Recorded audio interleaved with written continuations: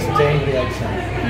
So அதில் வந்து நீங்கள் 1 minute எடுத்தால் அந்த மல்டிபிள் அந்த இது வந்து உங்களுக்கு ரிப்பீட் ஆகிட்டே இருக்கும். ஸோ அதுக்காக சிம்பிளாக சொல்கிறேன்.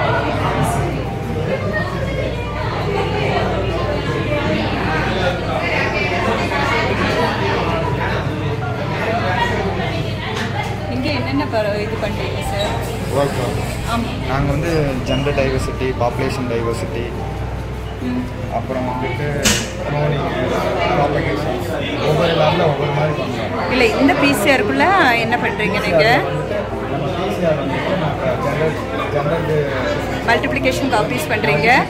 நம்ம பிசிஆர் போடுறது ஜெல்லை ரன் பண்ணுவோம். ஜெல்லை ரன் பண்ணும்போது தான் நமக்கு செப்பரேஷன் கிடைக்கும். செப்பரேஷன் கிடைக்கும். இந்த மாதிரி ஒரு பிளான் கிடைக்கும். இது வந்து பேஜுன்னு சொல்லிட்டு ஒரு ஜெல் யூனிட் வரும்.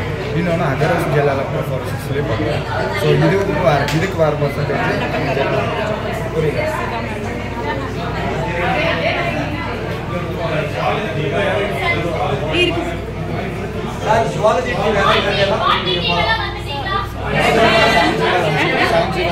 மைக்ரோமீட்டர் தான் எடுப்போம் ரியாக்ஷன் செட்டப் பண்ண. இப்போ கோவிட் நம்ம டெஸ்ட்லாம் பண்றோம்ல, நம்மளோட பிளட் சாம்பிள் எடுத்துட்டு அதுல இருக்கிற கோவிட் புரோட்டீனை தான் நம்ம ஆம்பிஃபை பண்ண ட்ரை பண்ணுவோம்.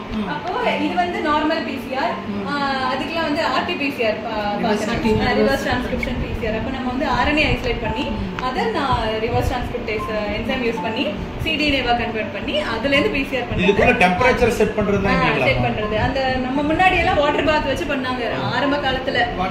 96 டிகிரி செல்சியஸ்ல டீநேச்சர் ஆகும். இப்போ வந்து இது ஃபுல்லி ப்ரோக்ராம்டு. இந்த மாதிரி வச்சு நம்ம கிரைண்டர்ல எப்படி டைமிங் செட் பண்றோம், 40 மினிட்ஸ் வாஷிங் மிஷின் அதே மாதிரி அந்த ஃபஸி டெக்னாலஜியா ஃபஸி லாஜிக்கா அதெல்லாம் யூஸ் பண்ணிட்டு இந்த பிசிஆர் மிஷின்ல நம்ம செட் பண்ணிட்டு வச்சுட்டோம்னா 1.5 மணி நேரம் 2 மணி நேரம் 3 மணி நேரம் depending upon the gene and the amplification நமக்கு தேவை. இது வந்து ஒரு சிலிண்டர்ல இருக்கும். இதை நீங்க வந்து பாக்குறது கஷ்டம் ஆபரேஷன்ல. என்னன்னா ரொம்ப சென்சிட்டிவ் மிஷின் வேற. இது ஆர்டிஃபிஷியல் மிஷின், இது பிசிஆர் மிஷின். இந்த ஒரு 96 வெளியில தான் இதுதான் பிசிஆர் டியூப். Thank you.